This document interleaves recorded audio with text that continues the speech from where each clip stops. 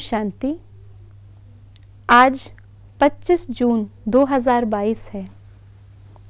अक्सर भक्ति में जब देवी देवताओं की या परमात्मा की महिमा करते हैं तो महिमा में अवश्य कहा जाता है नज़रों से निहाल करने वाले।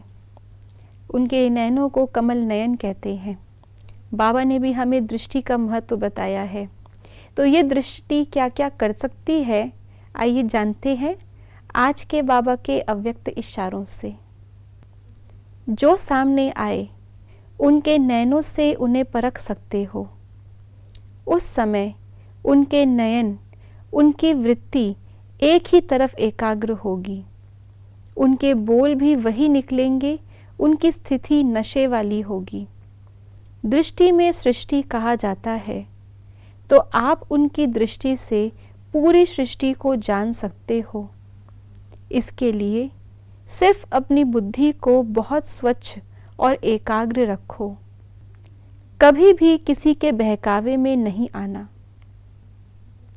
तो आज बाबा ने हमारी परख शक्ति को नापने का जो साधन बताया है वो बताया है हमारी दृष्टि, हमारे नयन। वैसे तो कहा जाता है कि हमारे नयन जो हैं वो सत्य बोलते हैं। हम अंदर से जो भी फील करते हैं, हम भले ही अपने शब्दों से कुछ और कह रहे हों, लेकिन हमारी आंखें हमेशा सत्य बोलती हैं। इन नेत्रों की बाबा ने भी बहुत महिमा की है। ये नेत्र ही हैं जिनके द्वारा हम नई सृष्टि की रचना करते हैं। तो इस दृष्टि से हम अन्य आत्माओं की दृष्टि को भी, उनको भी हम अपने साथ बाबा के साथ जोड़ सकते हैं।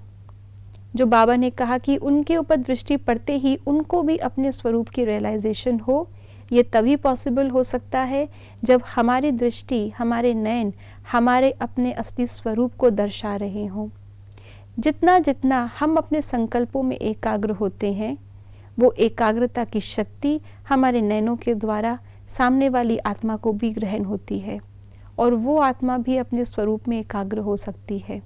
इसीलिए कहा नज़रों से निहाल करना। ये नयन ही है जो सामने वाले के नयनों के भाव को परख सकते हैं। उसके लिए भी एकाग्रता की शक्ति चाहिए। तो अपने स्वरूप को प्रत्यक्ष करना या सामने वाली आत्मा की ज़रूरत को, उसके भाव को समझना, ये दोनों ही हमारी दृष्टि करती हैं।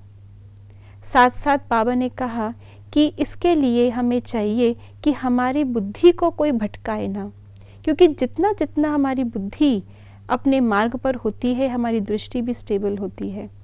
स्टेबल दृष्टि केवल एक टुक देखना नहीं, लेकिन जो हम देखना चाहते हैं, जो हम रियलाइज़ करना चाहते हैं और जो हम रियलाइज़ कराना चाहते हैं, उस लक्ष्य से हम ना भटके, क्योंकि ये भटकाने का कारण हमारी बुद्धि का भटकना ही है। तो जितना जितना हम श्रीमत पर चलते हैं, जितना जितना हम अपने आप को रियलाइज़ करते हैं, उतना ही हमारी शक्ति के हमारी दृष्टि के अंदर एकाग्रता की शक्ति आती है। ओम शांति।